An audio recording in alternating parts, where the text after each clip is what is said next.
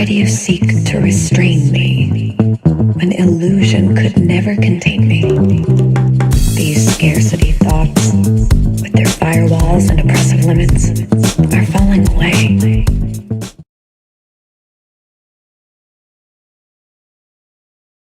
Because I was breathing in the light, circulating it through my body, and then expanding it out, kind of like clearing out your shit. Didn't know that's what I was doing. I was just doing something, and it felt phenomenal. So I was like on a mission.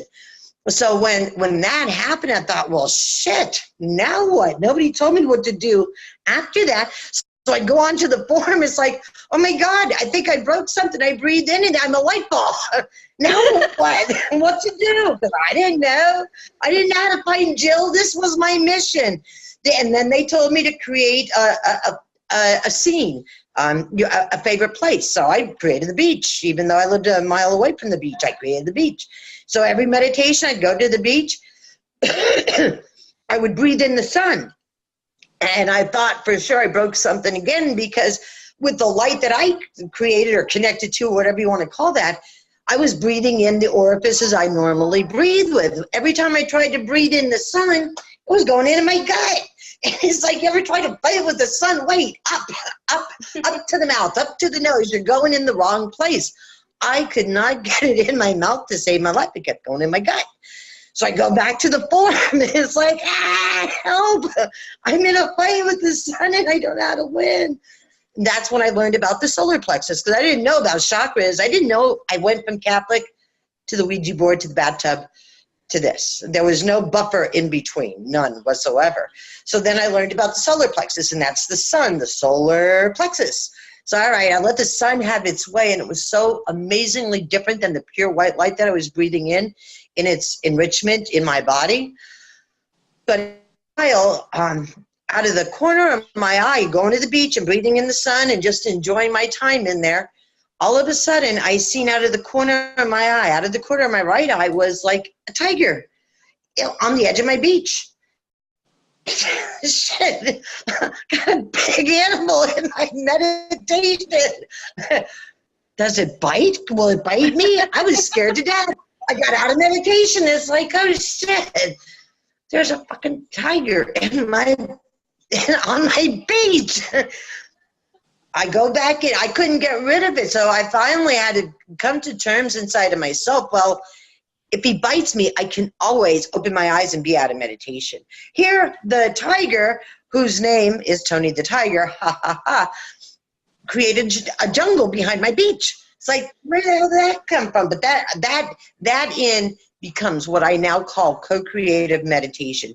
You set the scene, spirit will fill in the rest. So my tiger is my lifetime animal totem. And he helped me learn to really play and let shit go, because I was wound tight as a barrel.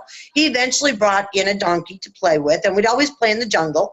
And the donkey, one of its main teachings was teaching me how to balance the things I choose to carry, which is a very important way to understand things. Spirit is going to let you carry whatever burdens you desire. You know, we have these sayings that, oh, we're going to give it up to Jesus, or we're going to let go and let God. The hell does that even mean?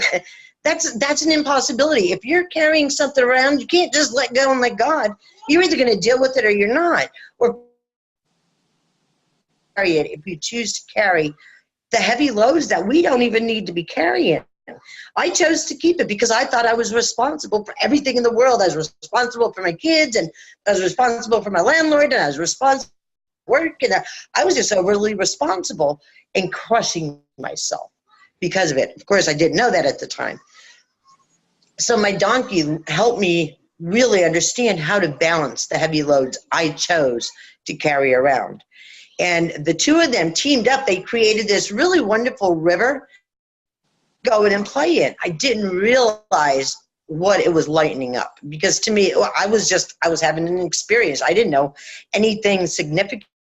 And by this time, I forgot about Jill. I didn't care. I was actually having a good time, and I liked it. I actually felt loved and valued in my meditations. Not that my kids didn't love me or value me. It was just such a purity of emotion in meditation, as opposed to all the conditions that are placed on us.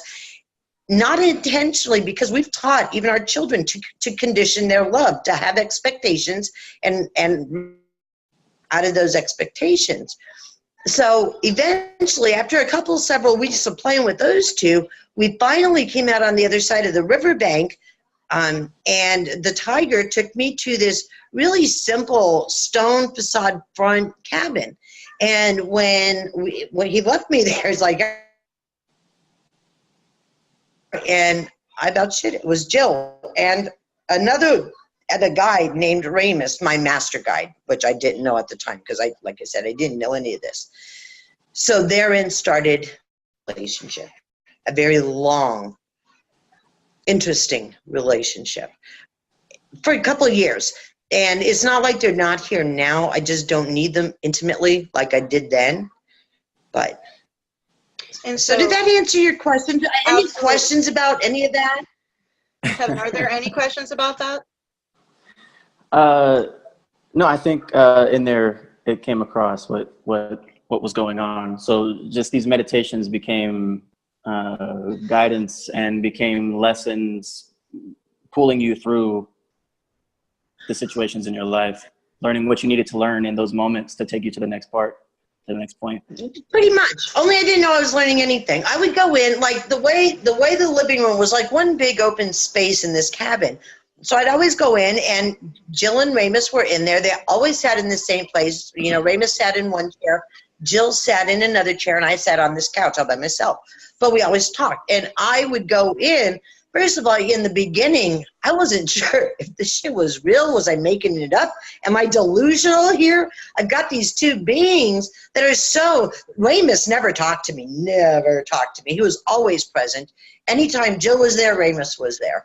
But he never, ever, ever uttered a word for the first 8 years of my journey. But Jill really, her biggest lesson, it took me years to understand this.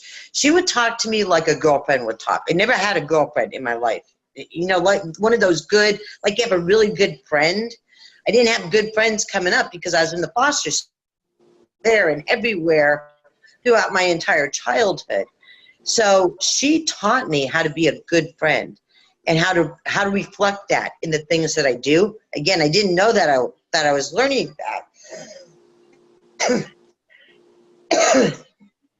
And help me with my meltdowns, because it's really when we started to engage, I would go from anger to rage in like 10 seconds. And my children really bore the brunt of my rage, and I would hit them. How they survived childhood, they had amazingly strong guides themselves, because I would hit them, I would throw things at them, I would pull hair out of their head, because I didn't know how to deal with my anger or rage or any of that. So Jill really started to help me in a way that I was still with the emotions I didn't deal with inside.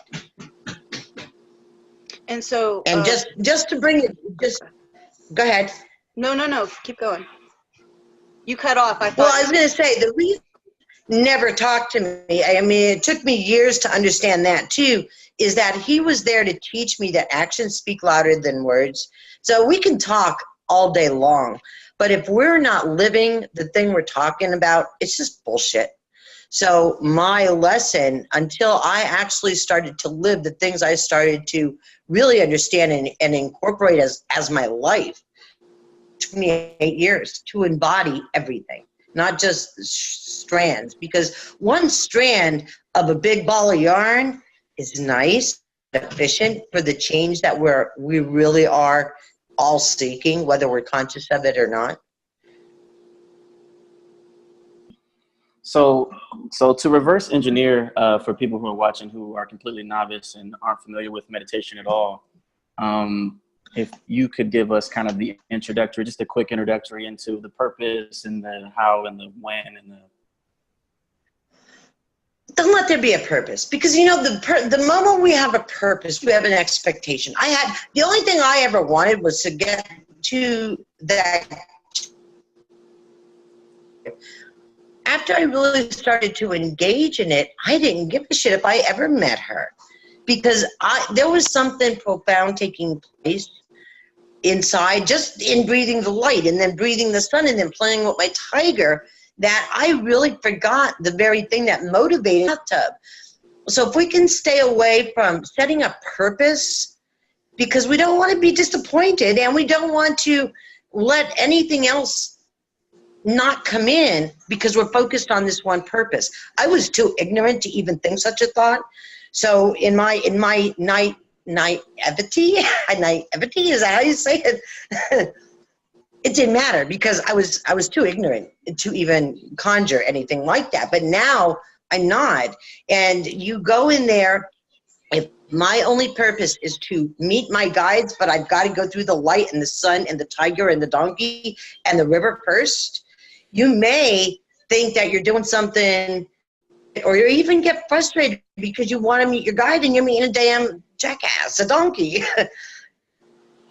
So going in to really center yourself and communicate with the beings that love and support you. If you're a beginner, let that be your only thing. Now, if you're experienced meditator, then we're talking a whole different story. But for those that are just beginning their journey, breathe the light. Doesn't matter whether you see it or not. The moment you set your intention of knowing it's, did I drop again?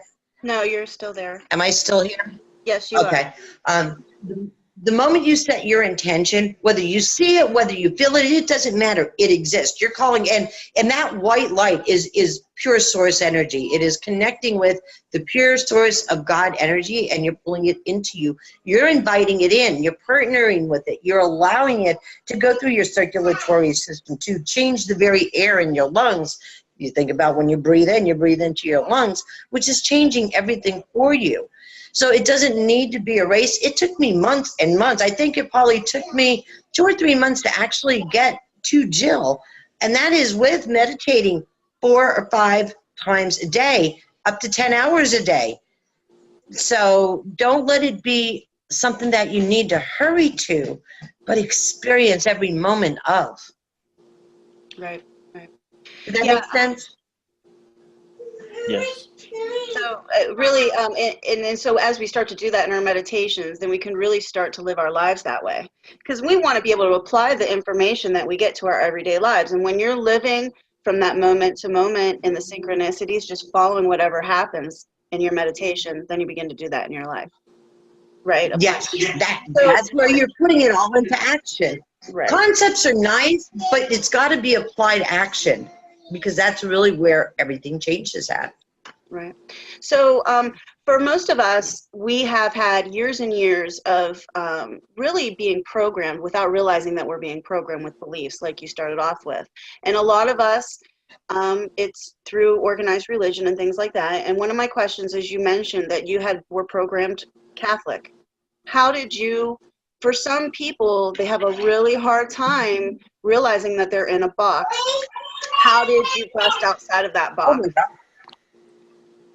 It wasn't easy. I had meltdowns. You know, I didn't believe a whole lot of what my church taught me. I always believed in reincarnation. I mean, it didn't even make sense that this is our one and only life. But there was a lot of the teaching of unworthiness, of hell, of damnation, all those really powerful, awful things.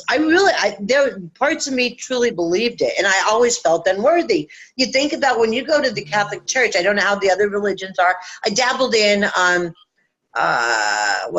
Lutheran for a couple of years because the Catholics wouldn't baptize the only child I had in wedlock.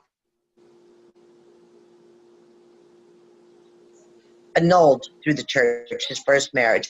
But shit, it took a lot for me when Jill and, well, Doremus never talked, when Jill would things, you know, when I would go in and address some of my issues, and a lot of them stemmed from the teaching of my church. They embed so much dysfunction in our energy field because we believe the bullshit. And a lot of it is just pure old bullshit. It's control and it's fear.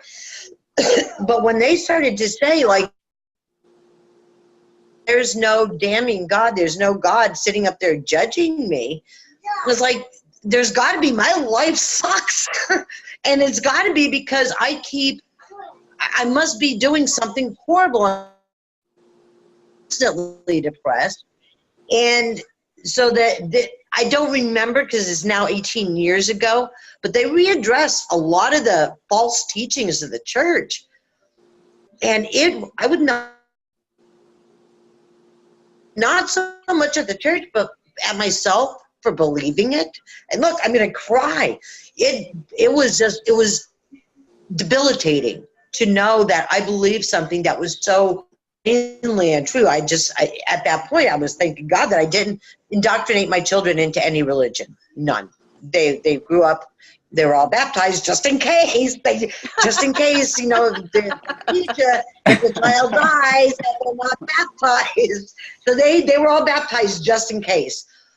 Because what do I know? I didn't know shit then. I know a lot of stuff now. But it's because I probably spent easy 100,000 hours in meditation in my bathtub. Right. So what would you tell people? You got to allow yourself to go through the emotions too. You know, we have a perception of this path that we you know, as we really engage in meditation, happy. Oh, it's like going through fucking hell. It becomes even more painful because you're really dealing with your stuff. Instead of stuffing it down, it's coming up and it's in your face and it's raw and it's almost being ripped out of you and it hurts. And I'm telling you, it first 3 months, I still try to commit suicide 3 months after starting this journey because it sucked. I sucked as a human. Oh my God. But again, started this journey November 11, 2000. The last time I tried to commit suicide was February 4, 2001. Okay. So for So people, it's so for people who, in their mind, their no is what they believe, their religion, their faith. Is there a way to cross these so the meditation being, walking, creating that scene with God, creating, whatever in their mind is, their guidance of direction, their God. Is there a way to put those together? Well, what he's saying is people they're so afraid to break away from the program. They have to have that's fine. Let them, when they're going, like with me, I created a beach. Let them create a church or a mosque or a temple or whatever is their place of worship. And whoever that deity is that they worship, whether it's Jesus or Krishna or whoever else is out there, let them with those be. Because, they will, the energy of that soul will always be there to connect. If they can handle it. Now, Jesus came to me, but Blessed Mother showed up first. We've got to be ready for it. And sometimes, even if it's what we want, I did not want any of that. I didn't ask for it. It just happened. And I had meltdowns because, I felt like and she only showed up as a 3-inch, a little apparition floating above my bathtub. But I wouldn't meditate for the next 3 days because every time I closed my eyes, when I tried to go to meditate, there she was. And I'd drain my tub and I'd get out because of the unworthiness. But if somebody feels that that's their connection that they desire, then create wherever it is that it could be their very own church. Just don't bring anybody else in there except for the being. Let's just call it Jesus because I'm familiar with that religion.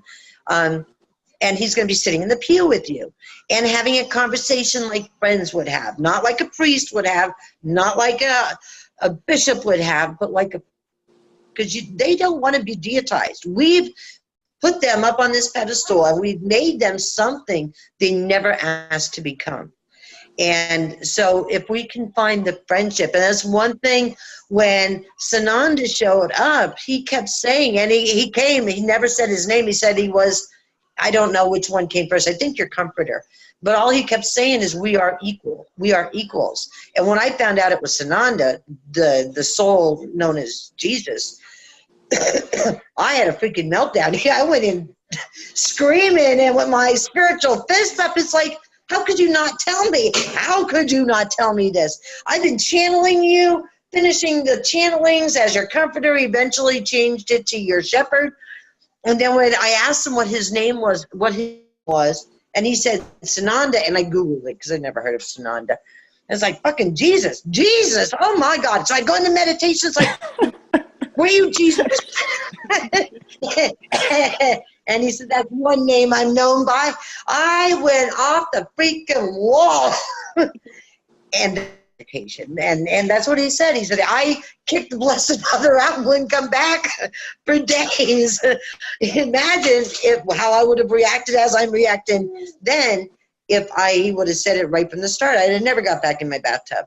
So they know us. They know how to sneak in. And if anybody thinks that spirit isn't, they really don't know spirit. Go ahead. Are you waving your hand, Kevin? No, What's he's that? messing with the Or am computer. I in the- But There's people sending in Oh, questions, okay. so that's why I was. Okay, I thought you were getting my attention. I want to segue into with the Sananda and Jesus. And so what he was saying, he was your equal. I want you to explain that. And that will segue into energy and vibration and how we are actually energy and vibrational beings. What was he meaning when he was saying that we're equal? Well, that really is not an easy thing to explain. But, we look at ourselves kind of like peasants. And, it is an easy thing to explain. We have a tendency to look at ourselves as peasants and all these deities that we idolize like royalty, like they're the kings and queens and whoever else fills out the court. And the peasants should never have direct access to the royalty. We've got to have the go-betweens, because that too is what the Catholic Church teaches you. That's why you go to a priest. You don't go directly to God. But they're souls just like we are. We are amazing freaking souls. We're in this human body, and we've forgotten. And not only have we forgotten, a lot of us have completely disconnected with the energy of our soul. So we're breaking down. And I was sick. I had ulcers. I had already had my gallbladder removed because I stored my anger there. You take out one thing, it's got to move somewhere else until you resolve the anger. Then I developed GERD and all this other stuff. So when we see ourselves, and that's capital S and small s together, our human self and our soul self, as peasants, as unworthy, as not as fantastic as that which we know as Jesus, we really start to degrade in body and in mind. Right. And so for those people that are trying to find their team so that they can find healing, explain how that works, that when you find the healing, what that does to your energy body, what that looks like. Can you, so that people can understand more deeply that their drama and their trauma, what it's doing to them? All right. So, well, you know what? It's okay to I went into this. I had no idea. The only thing that I really became hyper aware of in the beginning was I've got out of control anger issues. And so I was asking Jill, I need help with this. I really need help with the anger because I was hurting my children. And I knew that. Because I've broken many a wooden spoon over a butt. I smacked my 5-month-old daughter across the face and left my hand imprint in her cheek because I didn't know how to control my anger. So Jill helped me manage that and gave me tools to stop when I was going into a rage. And that's so difficult, but not impossible. When you can feel the fire in your gut burning and you know you're getting into rage, to stop and go in a bath. And then go in there. And what we would do is I would go in and try to understand. Usually by this time I was down to just my youngest daughter in my house. My oldest two were already out and grown. But I would have to stop in the middle of this heated rage coming up, go run a bathtub, and try to understand why the hell the most vivid thing is being Valerie sitting on the couch. And I don't even know what we were talking about, but it was something that she said that just triggered this rage. When I went into the bathtub and Jill helped me find in my filing box memories we've long forgotten that we would never ever remember had it not for this filing back so Jill knew how to access. The trigger was the voice inflection that I heard from my mother when I was several months old. She was having a fight with my stepfather at the time, I believe. And I took it as a 3-month-old. You take things personally because you don't know any different. And so that created so much anger because you can't do anything. You're 3 months old. There's this fight happening and you're taking it personally. So that voice inflection was a trigger. There's no psychiatrist out there that is going to really understand that. Maybe now that there's a lot of light being shined on the spirituality-ness of who we are. But in my 30 years of therapy, never did they ever look at, well, it might be the sound of the voice of the words, the way it's coming out, that's reminding you of something that happened when you're 3 months old, of a fight that took place. But you can see it. You can see the event as you're laying in the crib and the event that's taken place, and it diffuses everything. Once it's truly known, it's like it doesn't exist anymore, and that trigger ceases to be forever. So how did that make sense? Did I rabbit trail somewhere? No, you did great. That was awesome. That was great. Because I think a lot of us have those issues and we're just unaware. We're just unaware. We don't know what we don't know, right? Exactly. Yes, exactly. And if we can just have a relationship with our team. What I thought I was doing with my tiger and my, they were really teaching me how to be in life, how to not take it so seriously. I didn't realize that until years later.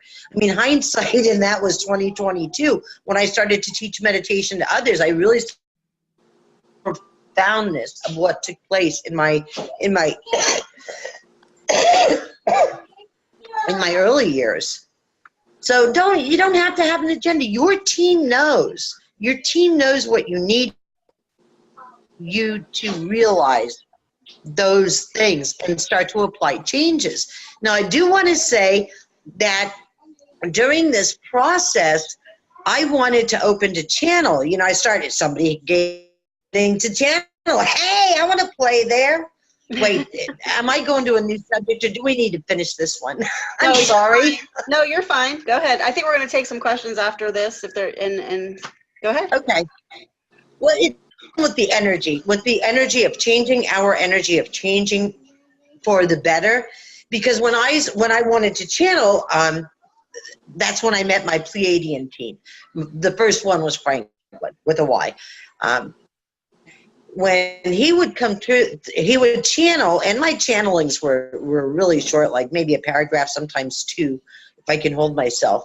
But he talked about trust, and he talked about unconditional love, and he talked about the love frequency. In my personal meditations, when I wasn't channeling, taking a public message, he would talk to me about unconditional love and non-judgment.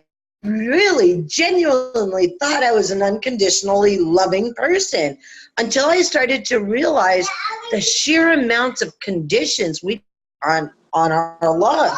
I mean, right down to our kids. I love my kids with all my heart. Even then, in all my dysfunction, I love my kids so much. But it was all conditional. It was all conditional. I will love you if to be like that, and I didn't raise you to be like that, and you're not supposed to do this, and you're not to, well, that's all our conditions. And usually when we're saying that, we're kind of a little pissed off at them because they're not living up to the conditions. Our expectations of love for them is happening. So when they started to pick apart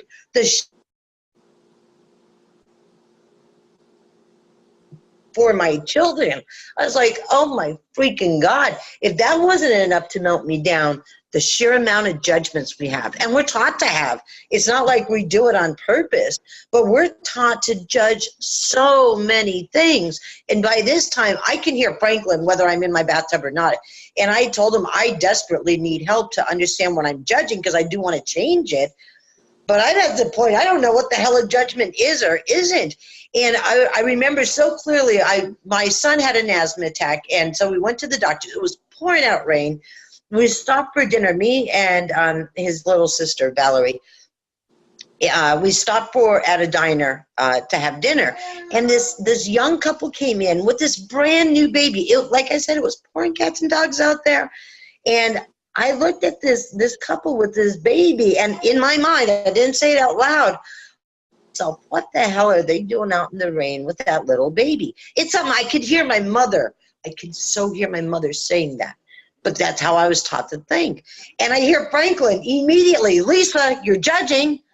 No, I'm not.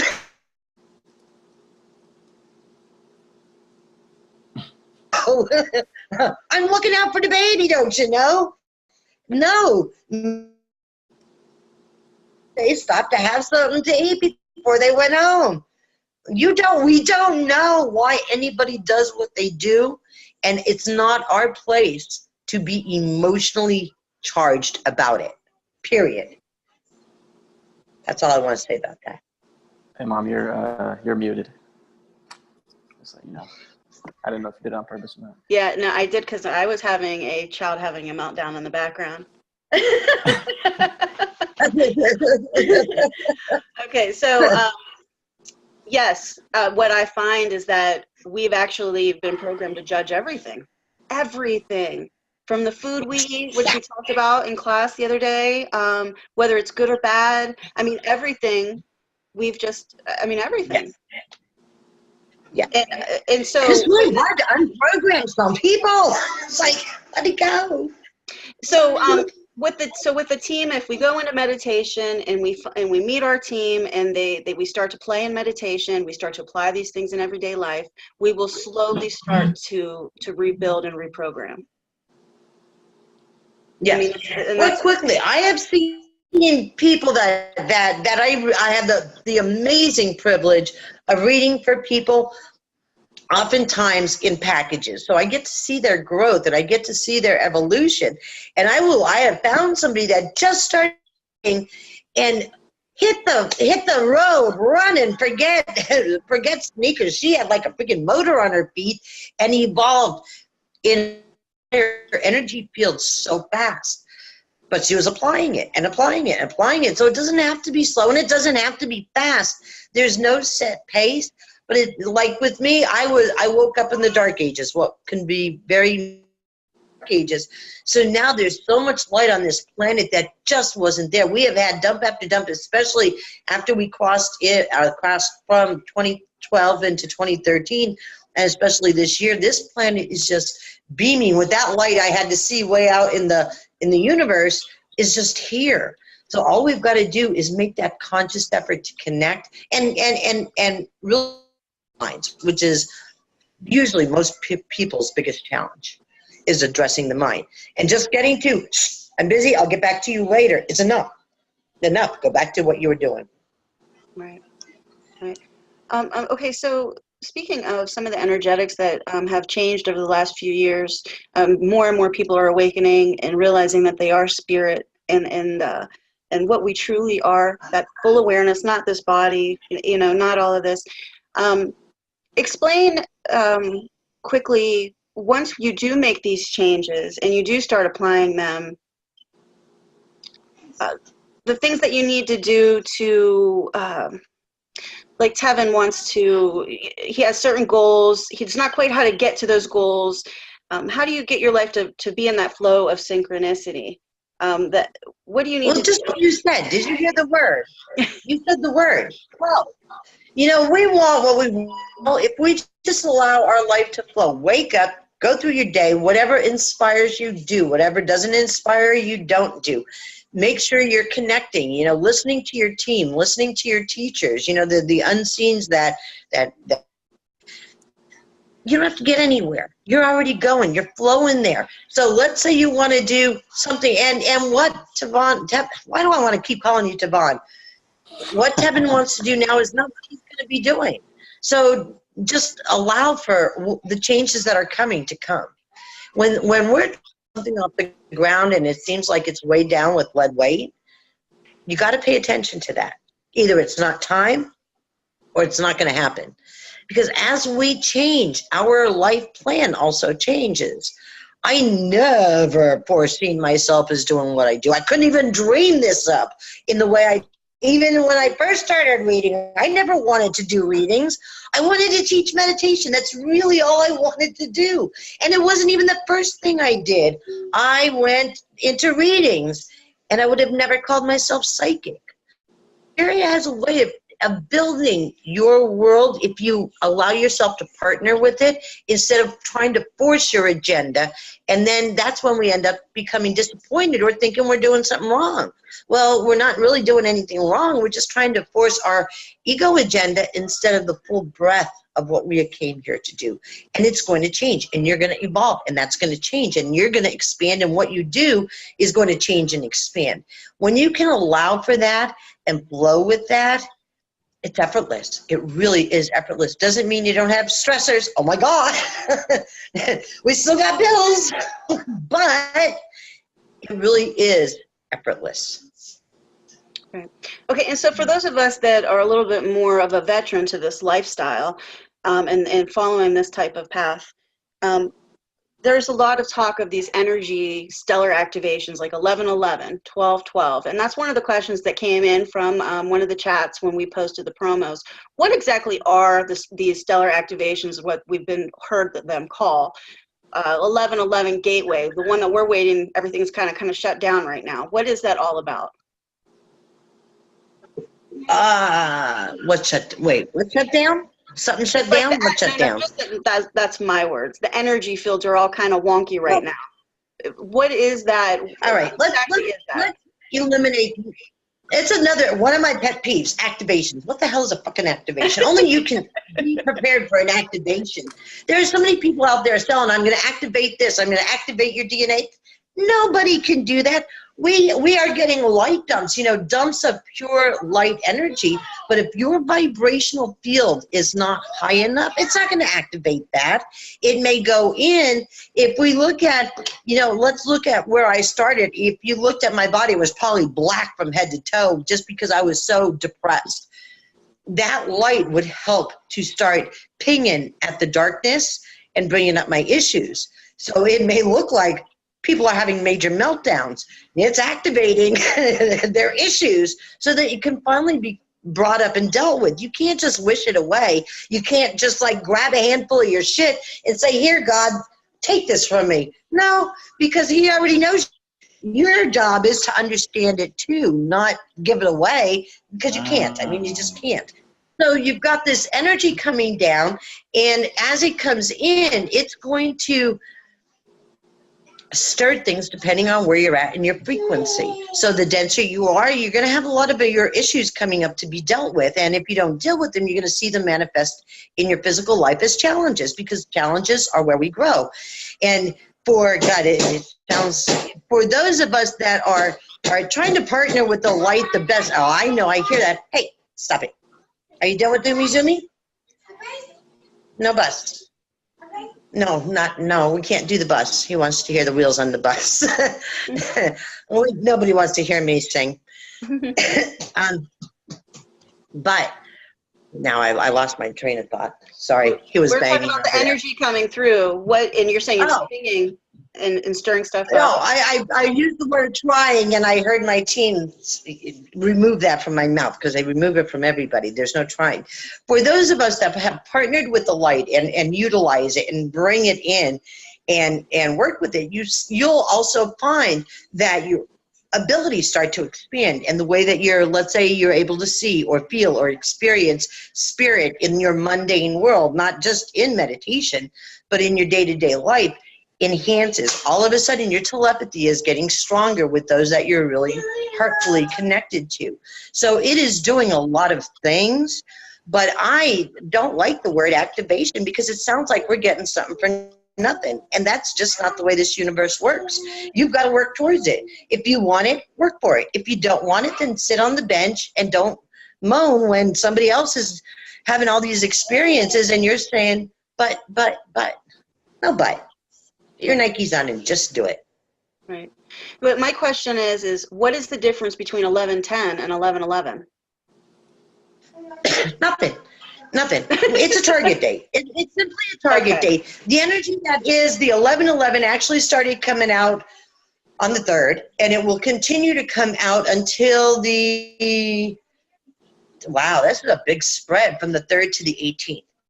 If we look at it as a TP maybe, so it started coming out, it's coming out because you figure we can't have a massive, huge electrical dump all at once. We can fry ourselves even if we're prepared for it. So it's got to come down at a lesser degree and then start to build and build and build. So the 11/11 is the apex of the building. So it's building up and then it's tapering off. So it gives us this big span to acclimate and utilize. So what And exactly is it though? Is it energy? What? Just energy? Is it Yeah. coming from constellations? Like what exactly is it?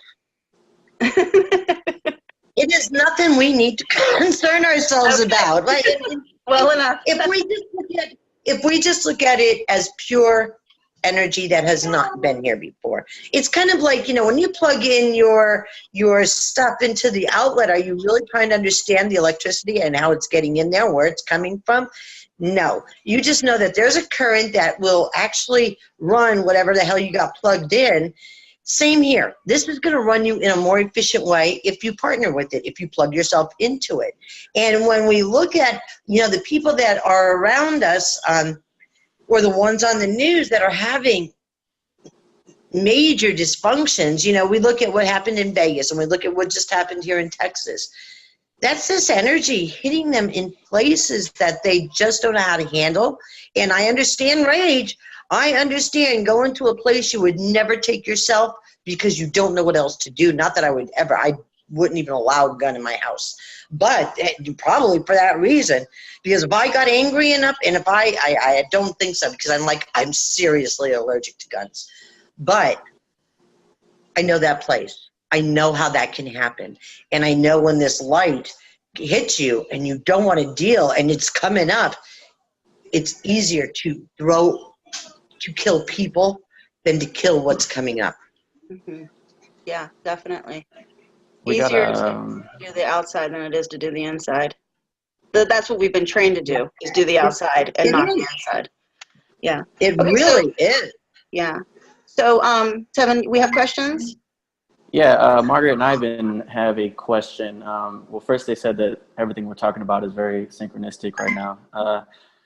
But Lisa, can you talk about the New Earth for someone who's not familiar with it? Can you explain this place? How do we know if we're aligned with it? And lastly, if we're not aligned but want to be, how can we become aligned with the New Earth? I'm not familiar with it at all, so. Boy, that's not easy to explain in 5 minutes or less. All right, so let's say there's one Earth. Well, that's not even a true statement if we take in parallel Earths. But let's just, using this particular Earth that we're on, which is actually a very high vibrational frequency Earth. Up until 2012, it was, boy, it's so hard to explain and simplify. Hold on, I'm doing it completely wrong. Oh, hey, mister. Do you want something? I don't even have anything to give you. Your mommy should be here pretty soon. Sorry, I'm distracted with the 2-year-old. Don't throw that at me. That will hurt. He just ate 2 bananas. I don't know what else to give him. You're gonna watch Umizoomi? It's coming back on. Bless your heart, you're gonna OD on Umizoomi. But if we look at the old Earth just as the Dark Ages, you know, before the light started to really amp itself up and come in, there was a separation of what we call the old Earth as it started to birth a new Earth, a new version of itself.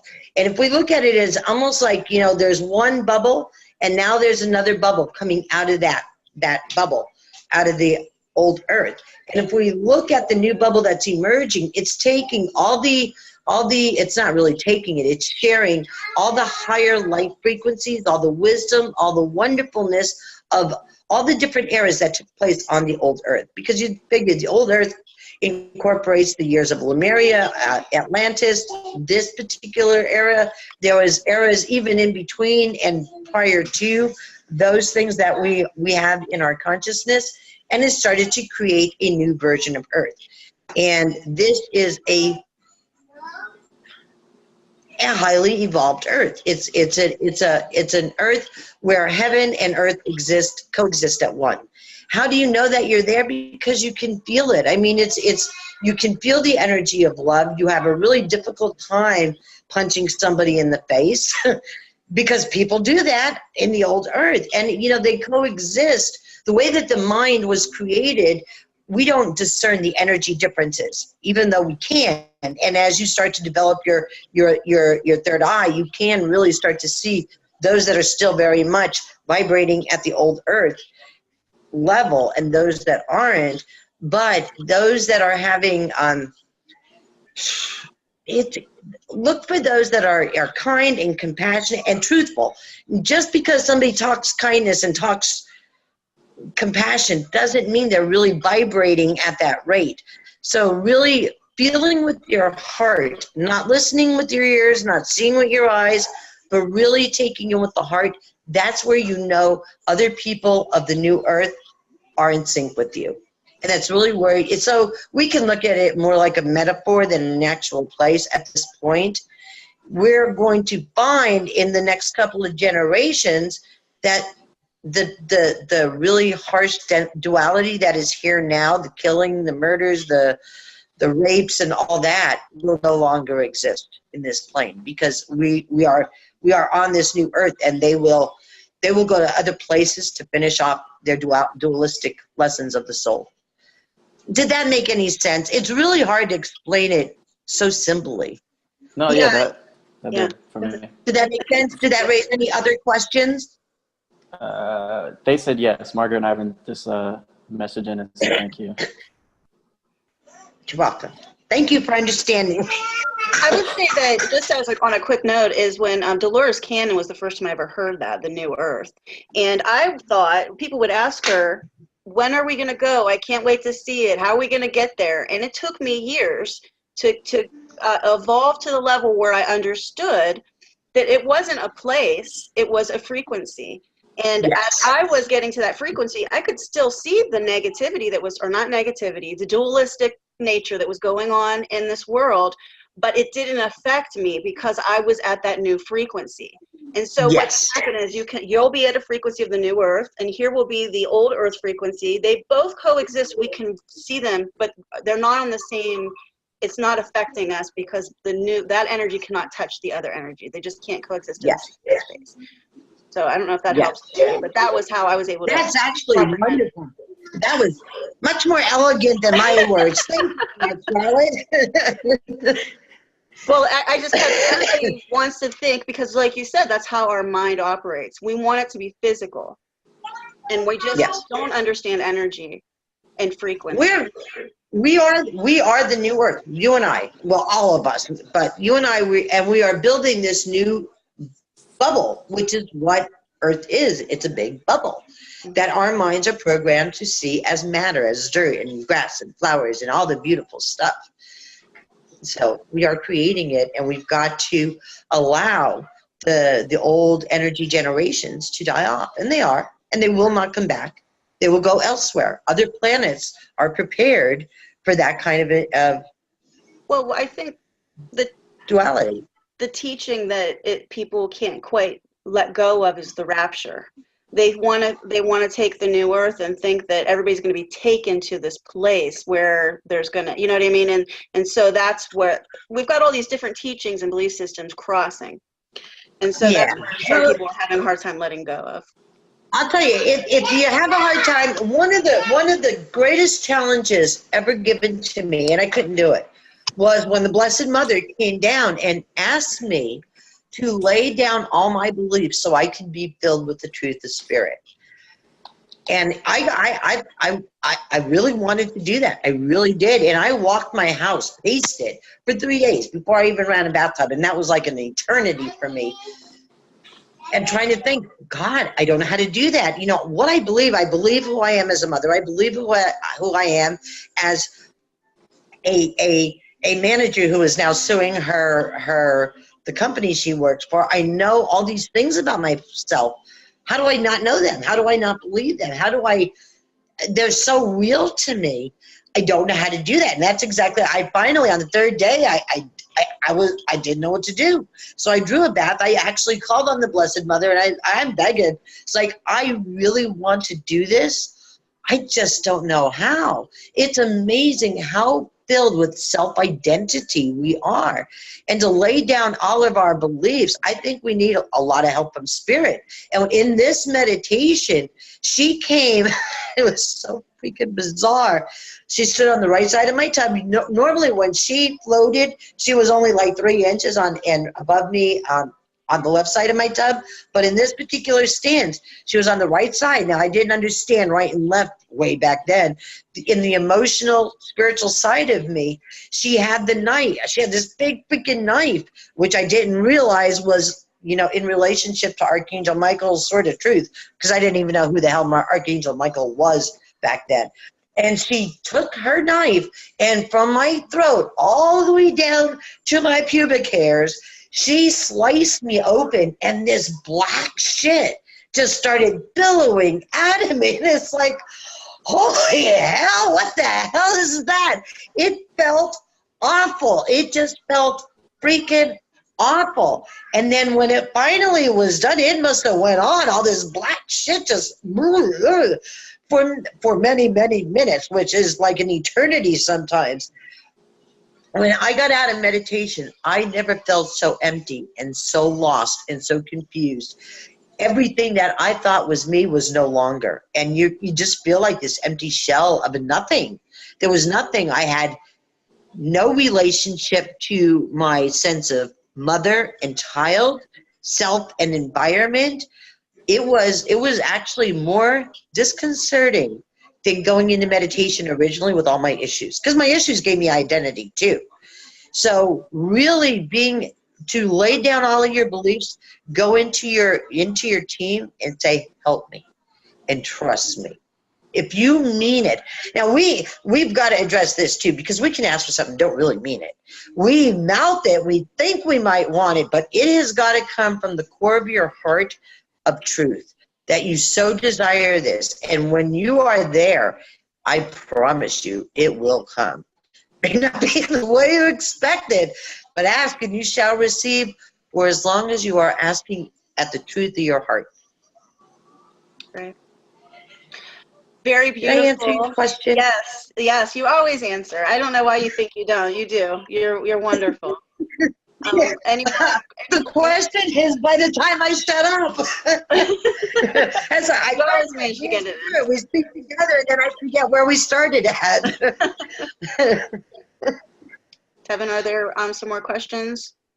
Yeah, there's another question. I deleted it on accident, but if I'm not mistaken, it was to explain the void. The void. If do you know what that is? I know what the void is, because Okay, I've had it happen a few times. Okay. Charlotte, I love your explanations. You take that one. Well, for me, it's a place where I kept going into meditation and I wasn't getting anything. And I thought that I was doing something wrong. And so this time of integration where everything that I've learned and what I'm going through has to kind of make its way to where it's applicable in my life. And I kind of have to go through different stages. And so I'm not able to have sight or to do any of those things during that time when there's this integration going on. I can't think of a better way to explain it. And I'm sure Lisa is better at this than I am. Yeah, but no, that's exactly it. You're integrating, and it's the void. It's like you're rocking and rolling in meditation, and all of a sudden you go in and nothing. It's like somebody shut down the cathedral. It's like, what? It's because you need that time to integrate. You said it beautifully, perfectly. That's exactly what it is. Now, if you're asking about the void, that the workshop that we did, that was a little bit different. Okay, Yes, because that was really bringing everybody to nothing, to that point of nothing, where, the beliefs that you walked in with should not be there when you leave. And in that place, you can really start to expand, and more of your, what I call your spiritual attributes start to show up and come online and become usable. And we don't intentionally mean to have perceptions, but we do. And, we have a tendency to hang on to them like they mean something, because I perceive a lot. I do a lot of readings, and we have changed and shifted and moved and altered in so many ways over the last 15, 16 years. A lot of people will get stuck. I'm here. I know this, and this is wonderful. And but now it's changed.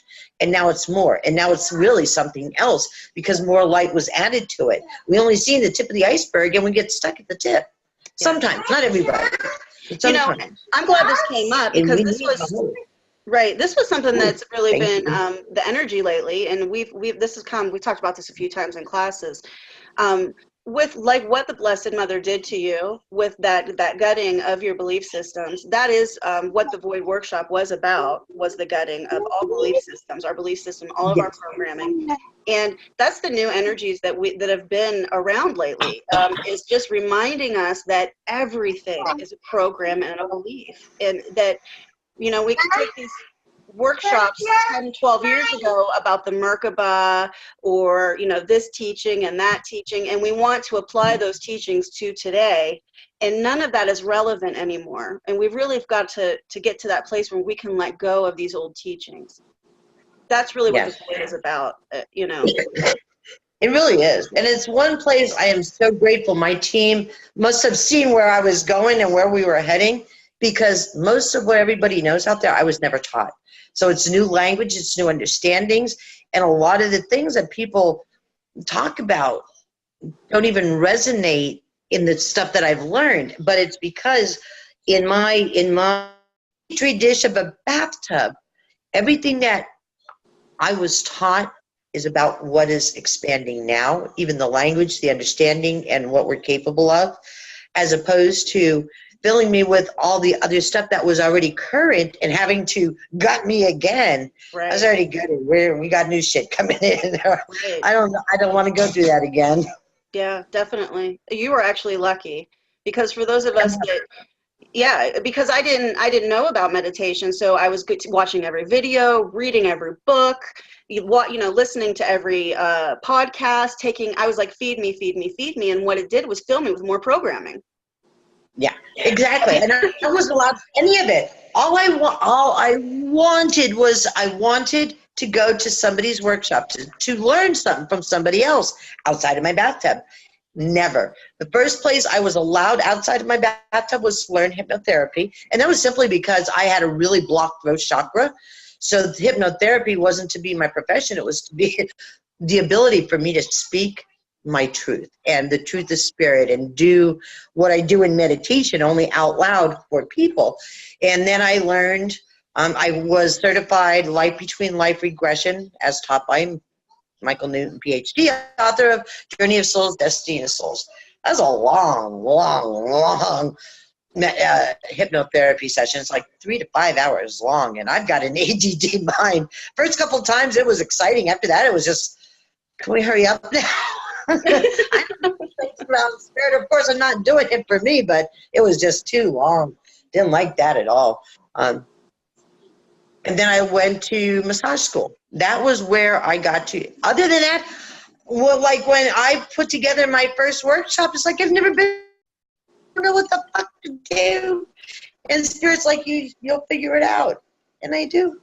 Because hey, but. So the best thing you could do is close down things that are taking you back somewhere else, and just pay attention to your team and that which is connecting the now and expanding now in the new version of us. And that's the very best thing that you can do. And that I can recommend Cryon. I love Cryon, even to this day. A lot of the people I used to listen to or read mostly, I don't anymore, because they started, right, and the sea started to part with their information. Right.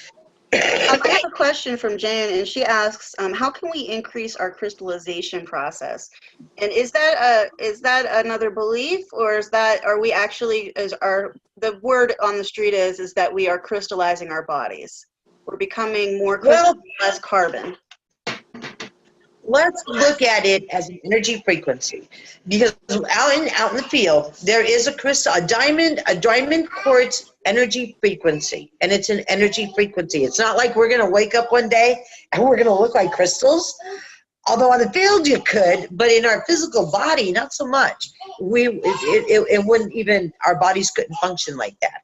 But the only thing that is going to keep you in sync with the vibration is unconditional love and non-judgment. It's the only two things you ever need to pay attention within yourself, if you're doing it or not doing it. It doesn't matter if you understand concepts. It doesn't even really matter if you meditate. If you are unconditionally loving and not judging anything, you are open to the higher frequencies, and it's coming in and it's expanding and doing miraculous things with you. And you'll find that your life changes as you change, as you open to this, and you get to the point where you can't stand the people because the energy vibration is so erratic. When somebody is judging or hateful or condemning or conditioning their love and asking you to condition yours, even though they may not be saying it like that, it hurts. To me, it hurts. I love my father when he was on, I only seen him for the last 18 months of his life, but you talk about a judgmental person, oh my fucking God. I'd have to go out on the porch. And I got to the point where I had to go home. I couldn't, it hurt. It hurt to hear him tear people down and he didn't even know them. And so you've got to honor, if you are honoring yourself, and people put themselves last, yourself is the most planet, not anybody outside of yourself. And you've got to nurture your energy field and keep it in nurturing environments. You put it into a toxic environment, that's on you. You can't say this to me. No, you chose to participate in a way that you knew that was not becoming of your energy field. So it's you. Energy has got to flow. What you put out, what you take in, has got to become what. So, yeah. Did that answer? Yeah, it did. It did answer it. I think that's very important, yeah, for people to understand, certainly. Because I think they try to distract themselves, from their day-to-day, and it's ultimately taking them down down the wrong path. So. It is. And we put this path, even though it can be extraordinarily intoxicating and incredibly frustrating. And when you're really engaged and participating from the spiritual meditation level, from the seeing and the hearing and the knowing, is extraordinary. I would recommend it to every person on this earth. But you don't have to do that and still participate in the expansion that is taking place. I have people that say, well, I'm lagging behind because I'm not meditating and because of this and because that don't matter. It doesn't matter. It's who are you choosing to be today? How are you choosing to be in the world today? That, at the end of the day, is the only thing that truly matters. Yeah. And I would like to just add that, and what you're really saying is that self-care comes first. And so for me, I get up in the morning, I walk, I do my yoga, which is a meditation, and I meditate. And I don't do those things to expand, although expansion is just a byproduct of it. It's because of my self-care. And when I don't do those things every morning, I'm agitated with my kids.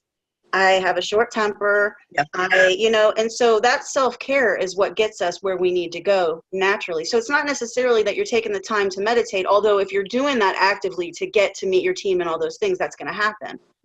But if you're taking care of yourself first, and doing those things so that you can be in balance, so you can not be judgmental and can not have those conditions and all those programs, beliefs, that's going to take you where you need to go.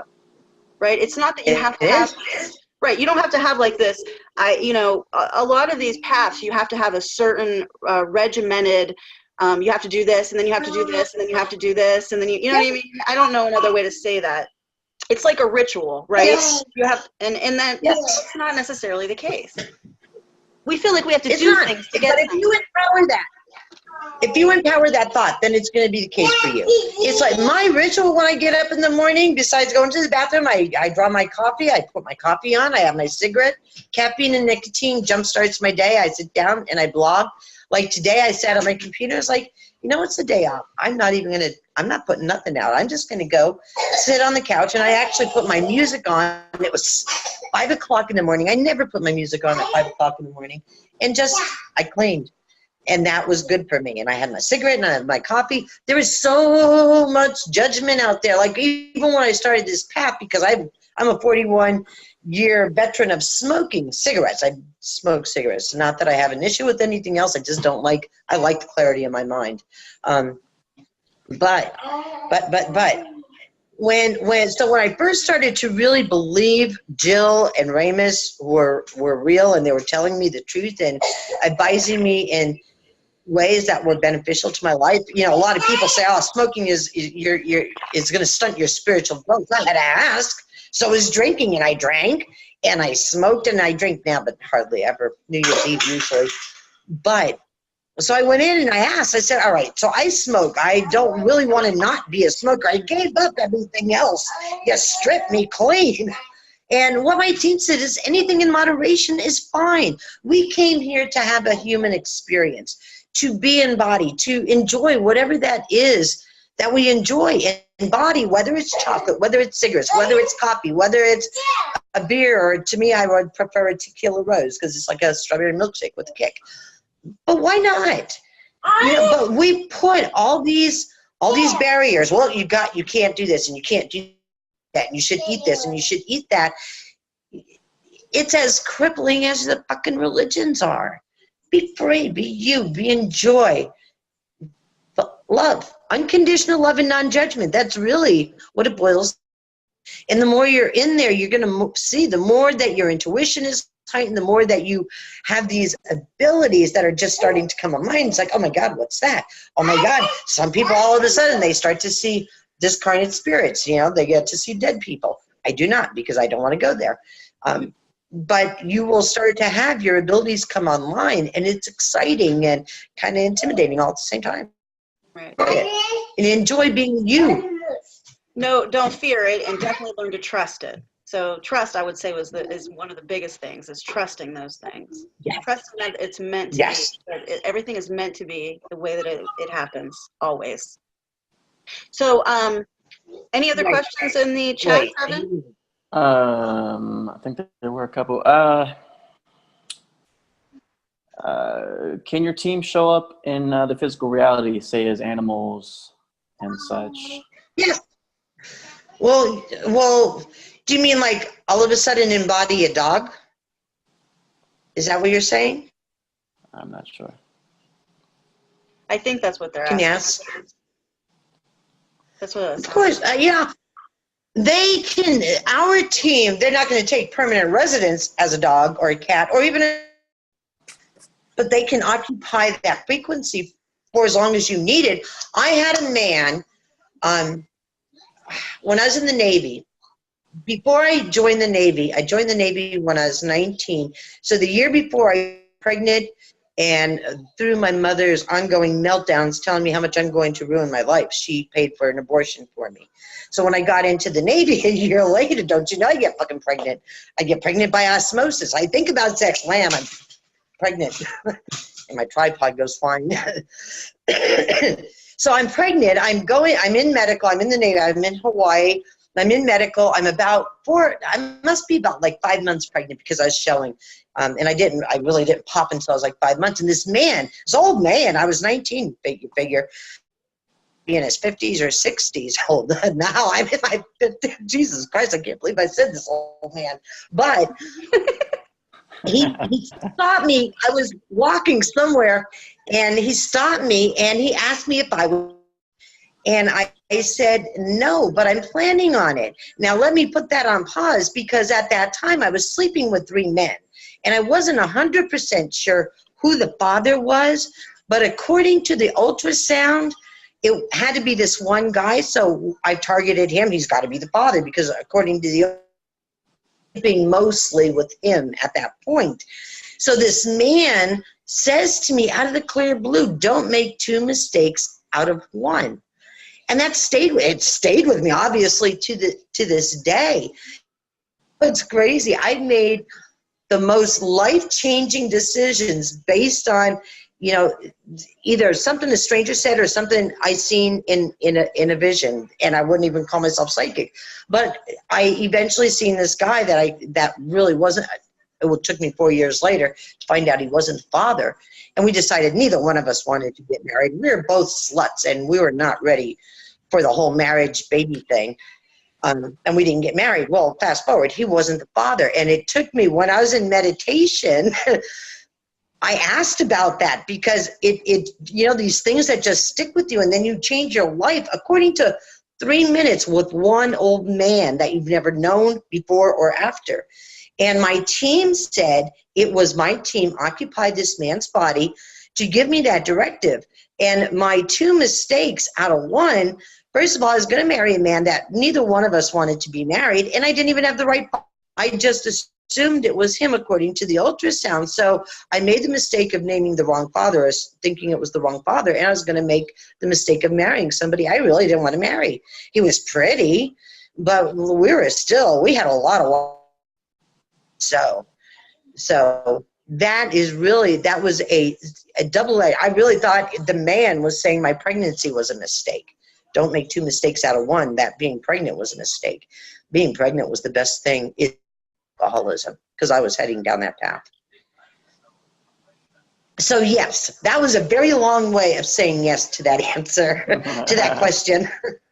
You know, Lisa, I really enjoy the way you do answer questions with the stories because it makes it more applicable to our lives. It shows us how these things work in our lives every day. So I enjoy it. I think that's one of your strong suits as a teacher, are the beautiful stories. Well, I didn't hear most of what you said because I think my phone froze up. But something about a teacher? I said that your stories are actually what is your strong suit as a teacher because it makes it more applicable for our everyday lives. It's something that we can compare to with our everyday lives. Your experiences. I mean, I've grown so much just reading your blog every day and your experiences. My crazy ass life. But I mean, keep it diverse, just so we can all go together. But that's how we learn, you know, is through each other having these discussions. Right. They say experience is your best teacher, and that's utterly true. And if you're in close proximity to somebody that's having an adverse experience, make sure you learn their lesson. That's why I say I'm the poster child of what not to do. How not to get rid of rats in your kitchen. Do not use mothballs. Do not use steel wool. It doesn't work. Ultrasound frequencies do. Big ones, not the tiny little one. What are they? The sound frequencies? Is that what you said? Yeah, the ultras. Yeah, that's my lesson right now. How not to get rid of rats. Right. And try not to go broke doing it. Right, all the money that you spent trying to get rid of the little critters. All right, so Tevin, are there any more questions in the chat? We're going to take one more question, and I think we're going to wrap up. Let's see. Can we take two? Because there's one that I know they probably want answered from a while ago. Okay. Lisa, and I don't know all the lingo, so I'm not sure how this question is. Tell us about what you're seeing in your new body template. Do what? What about the new body template? What does the new body template look like? What are you seeing in your new? I don't know. I don't know. I don't know. I don't know yet. As soon as I understand it, I promise you I will write it in a blog. I don't know. I understand the original template when we had the 7 chakras and the energy centers, and we had this tiny little thing called our core. And then I even understood the awakening template as we started to develop these new chakra energies and the grid work that was going across the body as we started to activate ourselves in bits and pieces. But this has got me confused because everybody is so different. And really, I understand the human body through people. most of it, a lot of it came through my massage years, but we are still in almost like the embryonic state of this new energy system, of this new body template. So visually, there is nothing consistent that I can say it's this, it's this, it's this. Not yet. But I think what I really got a feeling is that's my slipper. Yes. Again, I got a 2-year-old that I babysit. Mama just came home. Yay! But shit. Hold on. Where was I? The new I body. lost myself. We're in the embryonic state of this new body template. What I feel, I really think it's going to be a lot like our soul energy, a massive energy that changes and morphs as we do, as we really start to come into our own, into our full-on power. We're not going to have. It's hard to explain, but you know, when we see our soul is in its resting state, is very gaseous, if you will, and it's filled with color and light and sound, and it can change according to what it's doing and what it desires. I'll call you when I'm done. Thank you, Roonster. You're an awesome boy. Thank you for being so good. Bye-bye. Okay. That was not bad to have a 2-year-old here all that while and only had Zoomy. Oh my God, he is learning so much from there. But anyway, so I don't know what the final product is going to look like because we're still barely coming online. And every person I see, it's so different, I can't connect the dots yet. And it may take me this whole next year. You know, this last quarter is a lot of it just starting to come online. Spirit said after the 11/11, as we get this light avalanche and really start to assimilate into it and expand with it, is where we're going to get our first layer of skin. Now, what that really means, I don't know. I guess we'll figure it out as we finish out November and go into December. But by the time we get into next year, I mean, the vibration and the energy platform is so radically different than even this year, but more stable than it's been in the last 3 years of seeing as we get into the last quarter of the year. The next year is usually in a frequency that is out of this world, where here it's more stable, but it's still super high. So I'm hoping we get to at least have some stability in our self for a little while next year. Yeah, me too. Yeah. Kevin, is there another question? Yeah, we'll take this last question here. For those who have children, is there anything that will help children integrate the new energies, or is it even necessary? Love. Just love them and let them be them. Don't try to have them be you or be somebody in the house. Let them be them and have free reign with, you know, of course, with boundaries, of course, of what they want to be and what they want to explore, how they want to be. But don't get overly concerned. You know, I watch my grandson a lot. Him and we cough and wheeze through the whole damn day. He's fine, I'm fine. But yet we're taking in these energies and we're having the same exact symptoms. Runny nose, cough, cough, cough, wheeze, wheeze, wheeze. And he's fine. He's been to the doctors. There's nothing wrong with him. He doesn't even have a cold. And I keep saying it's the energies. It's the energies. And you figure they're in these tiny little packages, but they came in with this high frequency to begin with. So these energies are already altering them. So they're going to have what we see as, you know, ascension symptoms, and it depends on where it's targeting. You know, some people get colds or head colds or chest colds. With me, my voice goes out eventually. Some get, you know, in their the bowels, and it will affect them according to what is being enhanced and expanded, but there's nothing wrong with them. Awesome. All right. And Tevin, go ahead. No, go ahead. No, I was gonna. Did you have another question, Kevin?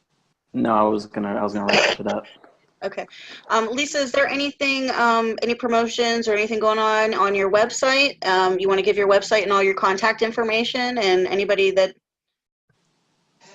wants to take advantage of your specialties? I can put a special together, actually. Well, on the website is Nation of Lights with an S, plural lights, Nation of Lights, one nation, lots of lights.com. We have class every Saturday. I do meditation assistance every twice a month, the second and fourth Sunday of the month, live WebEx. Feel free to join the Nation. Your first month is half price. It's only $24. All the classes that we have taught is in the paid members section. You can listen to it. You can download it, do the exercises at your leisure, join the meditation assistance class if you have any challenges with any of them.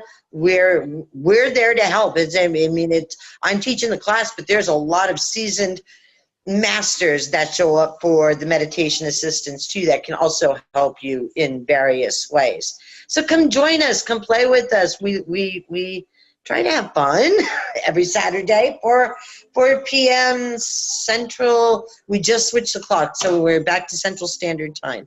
On there, if you want to have a reading, I will do, what is today? 8th, 9th, and 10th. 8th, 9th, and 10th will do 22% off any reading, whether it's a single reading or a package.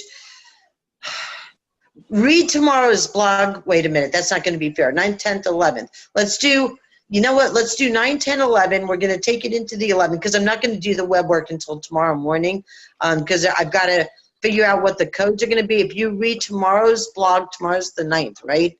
So we'll make this special 25% off just because of tonight and going into the 11th off of anything that I offer, and I don't normally use it. Usually it's 22% off, but why not? The coupon codes will be in the bottom of tomorrow's blog. I just don't know what they are, and I'm going to have to think off the cuff right now. Right. And so, in the blog for anybody that's listening can be found at the nationoflights.com. There's a little, it just says blog right there, and you just click on that, and it'll have the most recent blog. Probably sometime tomorrow afternoon, I would imagine. Or find us on Facebook, Nation of Lights on Facebook too. There's a Facebook page. So you can friend us there, follow us there, however you work that part of it. Mm-hmm. Or you can even friend me on my personal page, Lisa Gawlas. Nothing fancy. And I would also like to add that if you are having problems with meditation and meeting your team and really trying to get past that threshold of not quite trusting the information that's coming through, I scheduled my first appointments with Lisa a couple years ago, and having that information come directly from my team to me for the first time can really kind of get you past that hump, I think. And I do offer one-on-one meditation homework assistance, which is also on my calendar. You can book it through there. But also, when you go to my website, if you go into the information portal section of it, there is somewhere there's a lot of information in the information portal. But you'll find a meditation section. There are audios there that'll give you the co-creative start of starting the process. One is breathing the light. It's called the beginner meditation. One is the seed meditation, which will tell you so much about yourself, and you only have to do that once. And then the second one, which will get you to your team, is the City of Light. When you get to the City of Light, kind of like when I found Jill, whoever opens the door is your spirit guides. Awesome. And that's great.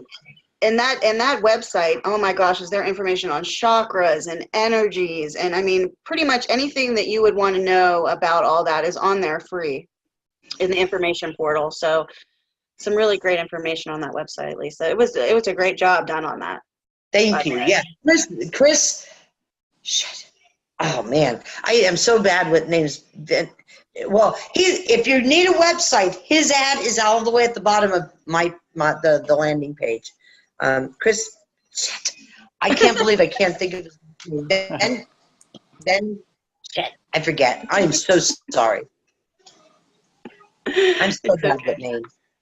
All right, well, thank you, everybody, for joining us. Tevin, did you want to wrap it up? Thank you.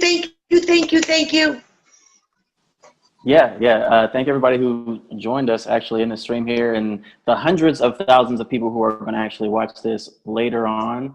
Thank you guys in advance. Go to nationalights.com. There's so much information on there, just free information that she gives out. It's amazing. East Coast Mom, West Coast Son. Follow us on Facebook. Follow me on Instagram, YESTEVIN. Yes, Tevin. Yeah, there it is. And my web page is weboftransformation.com, and Web of Transformation on Facebook as well. So last but not least, weboftransformation.com. Yes. All right. Thank you so much, Lisa. I will see you on Saturday. Thank you, Charlotte. Thank you, Tevin. I appreciate both of you with all my heart. I love you both. Mwah. Thank you. Love you too. Bye-bye. Bye. Bye.